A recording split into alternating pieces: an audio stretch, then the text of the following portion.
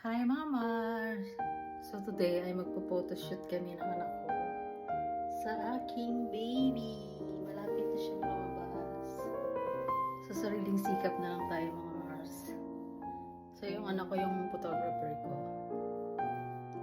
See you! Naayusan ko na yung anak ko. Pakita ko sa inyo. Ito yung gagamitin kong camera. Yung outfit ko mga Mars. May paganyan siya. Meron akong brushes.